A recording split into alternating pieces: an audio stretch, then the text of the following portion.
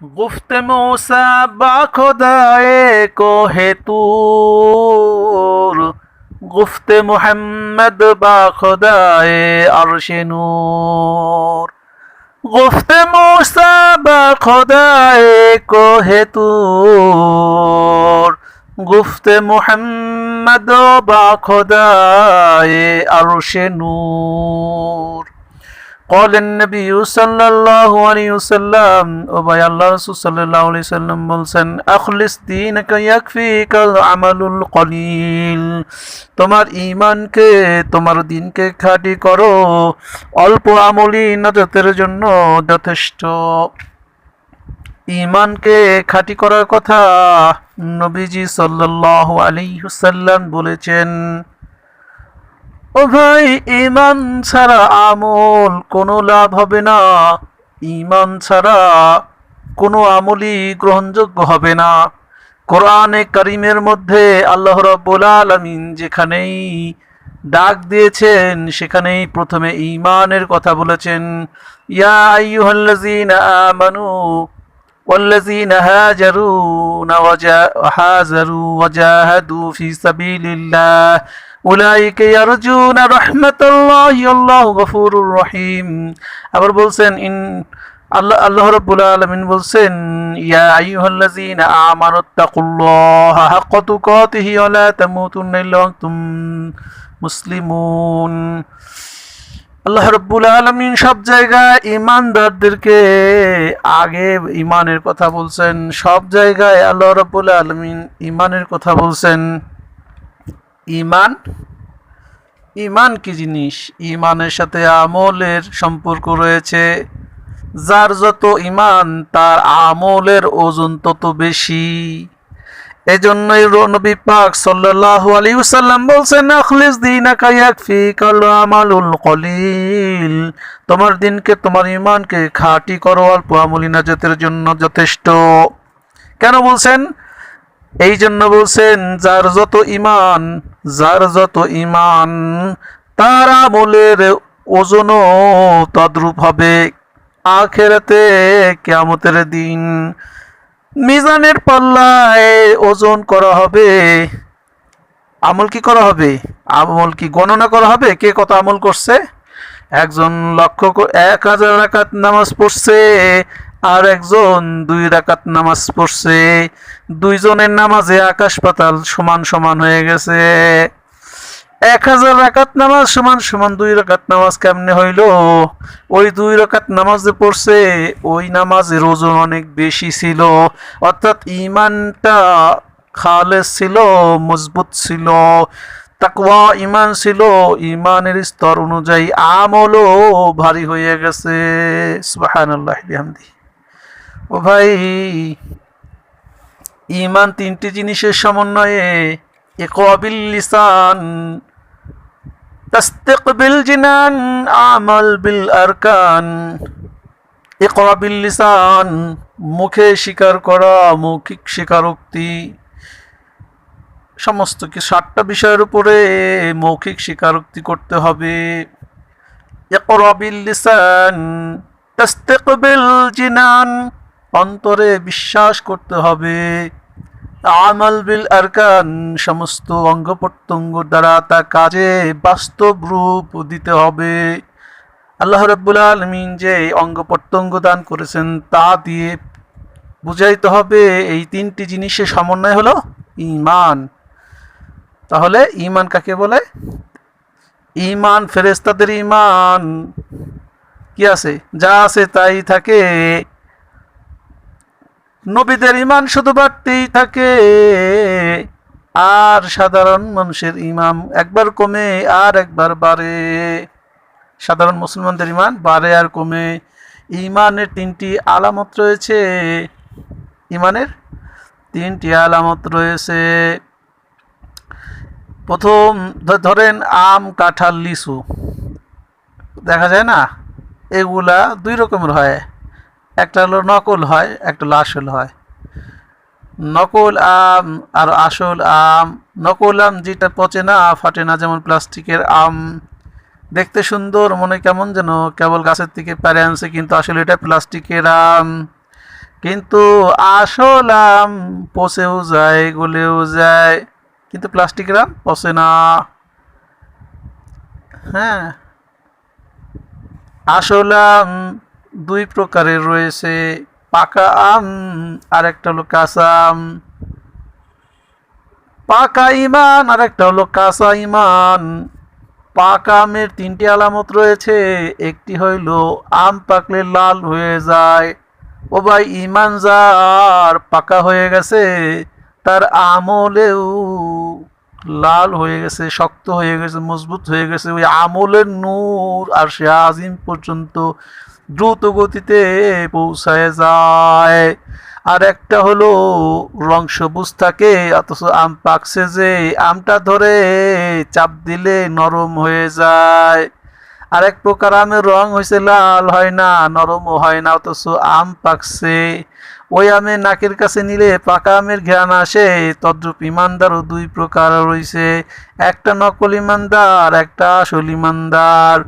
নকল ইমানদার হইল মুনাফেক, যার সম্বন্ধে আল্লাহ রাব্বুল আলামিন কোরআন পাকের মধ্যে ইরশাদ করে দিয়েছেন, ও ভাই, দুনিয়াকে সবাই ছাড়তে হবে, এই জন্য ঈমান। ঈমান ছাড়া আপনি শূন্যর পরে যত শূন্য লাগান, কিন্তু কোনো, যদি আপনি 10টা শূন্য লেখেন কোনো ফায়দা হবে না, কিন্তু যদি পাশে একটা ফিগার দেন আর শূন্য বসাইতে থাকেন তাহলে একটা অ্যামাউন্ট তৈরি হবে। ঠিক ঈমানটা হলো একটা অ্যামাউন্ট, জিরোর কোনো অর্থ নাই। যখন আপনার ঈমান মজবুত হয়ে যাবে, আমল তখন সুন্দর হয়ে যাবে। আর এই দুনিয়াকে, ক্ষণস্থায়ী জগৎকে আপনার ভুলে থাকতে হলে ঈমানকে মজবুত করতে হবে। কেননা এই জগতে যা কিছু রয়েছে, নারী, সন্তান, সন্ততি, ধন সম্পদ, সব কিছুই হলো ভোগ্য বস্তু। আল্লাহ রাব্বুল আলামিন সূরা আলে ইমরানের 14 নম্বর আয়াতে ইরশাদ করছেন, বিসমিল্লাহির রহমানির রহিম, যুইনা লিন-নাসি হুব্বুশ শাহাওয়াতি মিনান নিসাই ওয়াল বানিনা ওয়াল কনাতিরিল মুকান্তারাতি মিনাজ যাহাবি ওয়াল ফিদ্দাতি খাইলিল মুসাওওয়ামাতি ওয়াল আনআমি ওয়াল হারস যালিকা মাতাউল হায়াতিদ দুনিয়া ওয়াল্লাহু ইনদাহু হুসনুল মাআব। আল্লাহু ইনদাহু হুসনুল মাআব। আল্লাহ রাব্বুল আলামিন বলছেন, যুইনা লিন-নাসি হুব্বুশ শাহাওয়াতি মিনান নিসা। ও আমার মানব, আল্লাহ রাব্বুল আলামিন বলেন, মানব কুলকে, মানুষকে মোহগ্রস্ত করেছে, সব মানুষকে মোহগ্রস্ত করছে, পাগল করে দিয়েছে, মোহগ্রস্ত করেছে নারী জাতি, সন্তান সন্ততি, রাশিকৃত স্বর্ণরূপ্য, চিহ্নিত চিহ্নিত অর্শ, গবাদি পশুরাজি, যত ধরনের গবাদি পশু রয়েছে, এবং ক্ষেত খামারের মতো আকর্ষণীয় বস্তু সামগ্রী। ও ভাই, ক্ষেত খামারের মধ্যে কত ধরনের ক্ষেত হয়, ধানের ক্ষেত, পাটের ক্ষেত, বিভিন্ন ধরনের ফসলাদি রয়েছে, যা দেখলে মনটা জুড়ায় যায়। এইগুলাকে মোহগ্রস্ত করে মানুষকে, কারণ এইগুলোর জন্য আমল ছুটে যায়, এগুলোর জন্য আমল ছুটে যায়। সন্তান সন্ততির কারণে হারাম উপার্জিত টাকা, অর্থ সঞ্চয় করে সন্তান সন্ততির জন্য করে, আর এই সম্পদের জন্যই নারীর মোহে পড়ে যায়। রাশিকৃত স্বর্ণরূপ্য তাদের পাগল পারার মতো তারা সঞ্চয় করতে থাকে, যেন এই স্বর্ণরূপা তারা মৃত্যুর সময় কবরে নিয়ে যাবে।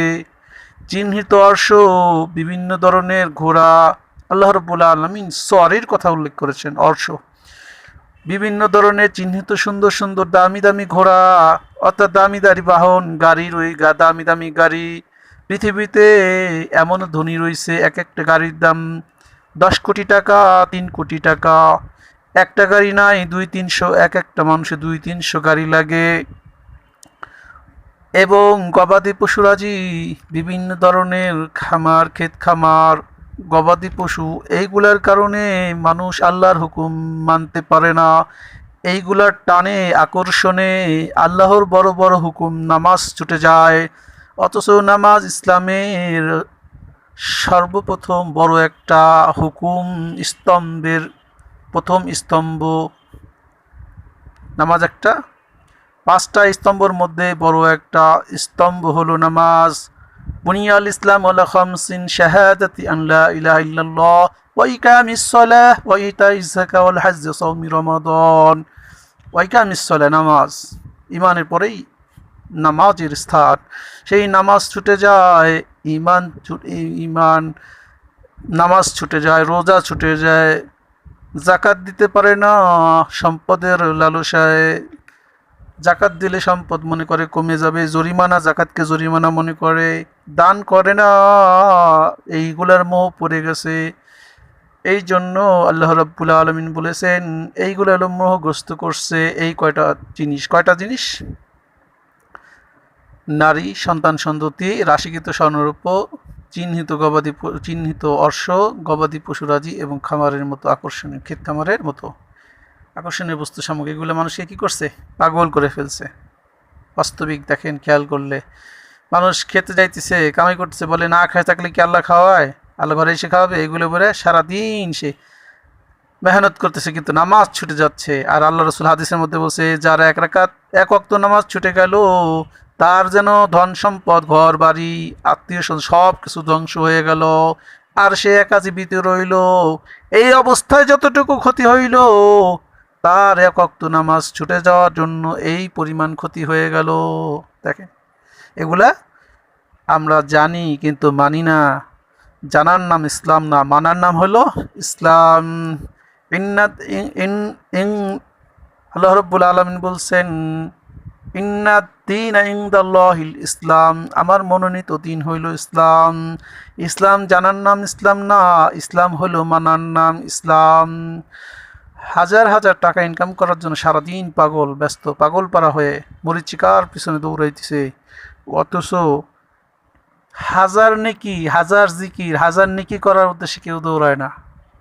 আর আল্লাহ রাব্বুল আলামিন বলছেন, যারা হাজার হাজার নেকি করার উদ্দেশ্যে, আমি আল্লাহর সন্তুষ্টির উদ্দেশ্যে ইবাদত করে, তাদের জন্য আমি জান্নাত রেখেছি, আমি তাদের মহাপুরস্কারে সম্মানিত করব। আল্লাহু আকবার।